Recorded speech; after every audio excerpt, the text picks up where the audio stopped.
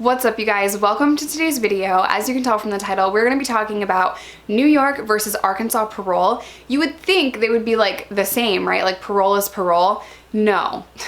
Two completely different approaches to parole. So before we get started, I just want y'all to know I'm not glorifying or glamorizing going to prison or being on parole. I am just trying to share my experiences with you guys in the hopes that it deters one of you from making the same mistakes that I made. It's also very therapeutic to share your life. One more thing before we get started, have you guys subscribed to my second channel? I will leave it on the card up here. I'm going to be doing a lot more vlogs, like vlogs in the gym. I'm also going to LA in a couple of weeks and I'm so excited.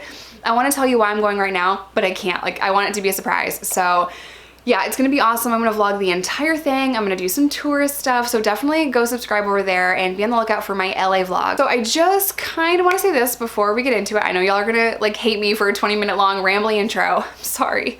So I'm not bashing parole officers. The parole officers are doing their job as the state requires them to do. Can certain parole officers do things differently? I'm sure, you know, so New York State Parole and Arkansas State Parole, they dictate what these officers are required to do. So I'm not bashing them. I also take full responsibility for all the mistakes that I made, and I 100% deserve to go to prison and then be on parole.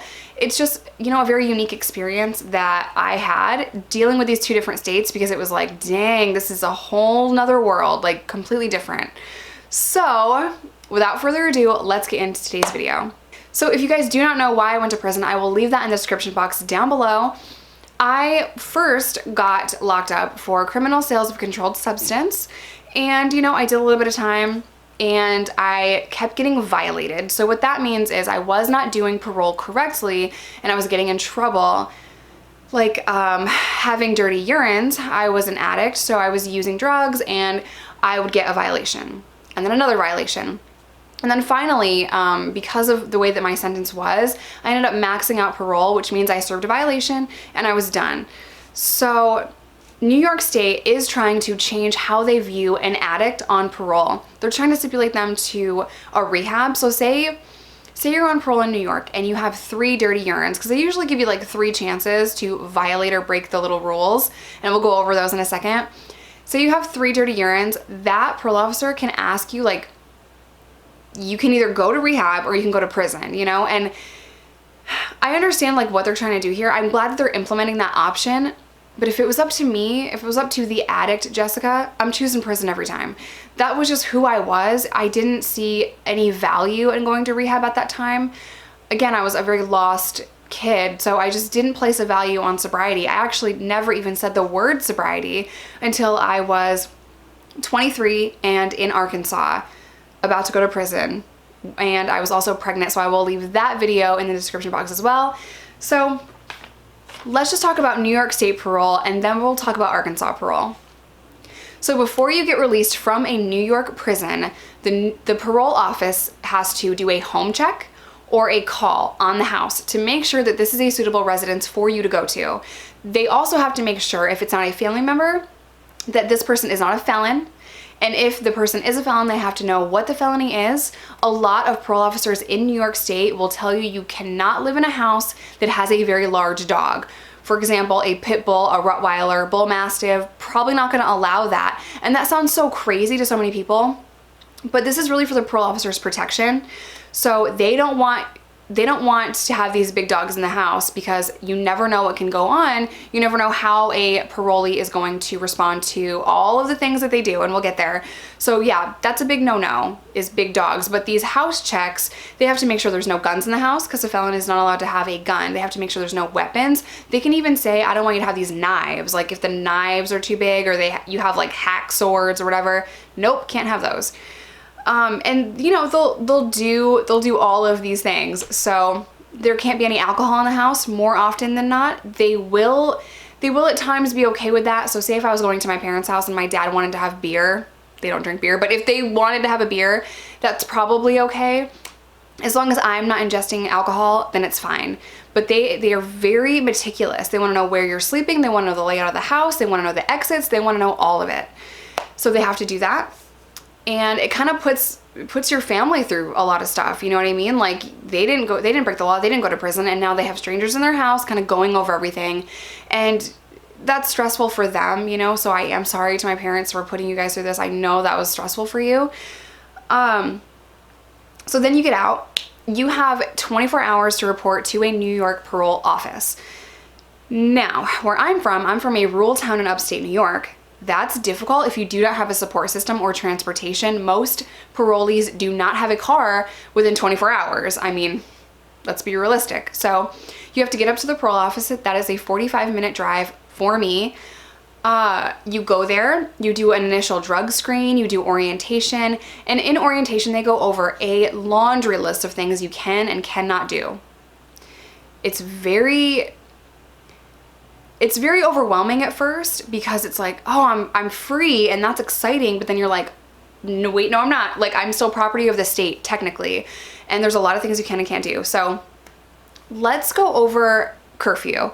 New York has a curfew for every single person that is on parole. The only way that you can break curfew is if you are working, if you're at a job. Anything else has to be approved. If there is some kind of an emergency, you get a flat tire, if there's anything like that, you have to call your parole officer and let them know, hey, I got a flat tire, I'm on Interstate 540, like I'm on this road, I need you to know that I broke down or whatever. So you have to keep a constant dialogue with New York State Parole. They have to constantly know where you are, and they will do curfew checks. That looks like at 8 o'clock, when it is your curfew, they're in your driveway waiting for you, if you're not already there, of course. So at 8:01, they're calling you and texting you and saying, Jessica, where are you? It's 8 o'clock, I'm at your house, why aren't you here? What happened? You have like a 5-10 minute window maybe before they're mad. So if I was out of county, and we'll get there, then it's gonna take me 45 minutes to get home, there's a problem, I'm probably going to get violated. And they make sure to check. So, county to county, you are not allowed in New York to leave a county. And this is basically like nationwide. However, Arkansas has a very different approach. So we're talking about New York. You cannot cross the county line. So say I wanted to go to a grocery store 20 minutes away. That grocery store is in a different county. I can't go. I can't go. Say my family wants to take me to Brooks Barbecue in Oneonta, New York. It's awesome. It's really good. I can't go if I live in Sydney, New York, because it's 20 minutes away. It's in Otsego County, not Delaware County. I reside in Delaware County, so I'm not allowed to go. Can't go out to dinner with my family without prior approval. And let me just tell you something, like, you would think the parole officers in New York, my experience, if you're a parole officer, I'm sharing my experience with you. You would think the parole officers that I had to deal with would be okay with you calling them all the time and saying, hey, I got a flat tire. Hey, I would like to go to dinner with my family. I will be back before curfew. Is that okay? They're more often than not going to get irritated with you because you're constantly calling them. And you'd think like you have all these stipulations. My parole officers in the past in New York got very irritated with me when I would call them and say, hey, I'm going to dinner with my family. I'll be back before curfew. All right, Jessica, it's fine. Just be back. Click. Or I would go to leave a voicemail because a lot of the times they don't even answer. And I gave them 2 hours. They didn't call back. I just went ahead and did it because I called 2-3 hours in advance and you didn't get back to me. Then now say I'm at dinner with my family and the parole officer calls me back and I said, hey, I left you a message, just want you to know I'm in Oneonta. Jessica, I did not give you permission to go to Oneonta. We will talk about this when you get here. And it's like, or we'll talk about it in your next parole visit. It's like, oh man. And they're very, very abrasive about that. Now, to be fair, I completely understand this. They have to know where their parolees are, if they're breaking the law, if they're sober, if they're doing the right thing. They have to know that. I mean, it's like a requirement, right? So I totally understand. However, it was very difficult for me as an addict to keep up with all of these things, hence the violation after violation. I'm not making excuses. I definitely broke the law and I needed treatment, basically is what I'm saying. Like I needed treatment, I needed help with getting my life on track, and that was just something that I struggled with for a very long time. So New York State Parole also does a job or employment check. They don't just call the job to say, hey, is Jessica working there? They will show up at your job at random times to make sure you're actually working there. And that is a stress for the parolee. It's also kind of a stress and an uncomfortability for the employer, because the employer doesn't want parole officers coming in here and checking on their workers while customers are there, right? So it's just kind of one of those things that's like, ugh, like, can you not? Can you just call or something? Because it just makes everyone uncomfortable. So that was something that I had to deal with, and it was something that always made me feel like, I mean, I was just to be straight up with you guys, I was just embarrassed that my boss would see parole officers come to my job all the time. You know, I understand their job, I understand what they were doing, but at the same time, this is how I felt. I felt embarrassed of parole officers basically stalking me. Not even just at my job. They would just pull up to me on the side of the street and be like, Jessica, where are you going? Jessica, where are you going? Like, they would do that all the time. I remember being a juvenile and just standing on the street, just talking to one of my friends. The parole officers drove up and they're like, Jessica, where are you headed? And I'm like, what? It's not my curfew. Like completely confused. And I'm like, I was gonna go to the library. Total lie. And because I just felt like cornered, and all of my friends are sitting there, and it's like, okay. I was also very young. And like, I was gonna go to the library, and she's like, why don't you just get there then? In front of like all my friends. And that was just really embarrassing, you know what I mean? It is what it is. They want to make sure that you're not doing anything wrong. They want to make sure that you're abiding by the rules and regulations, but it was a lot. So New York State Parole also does sweeps or raids. That is where they will bang on your door at 2, 3 o'clock in the morning, and they will search your entire house.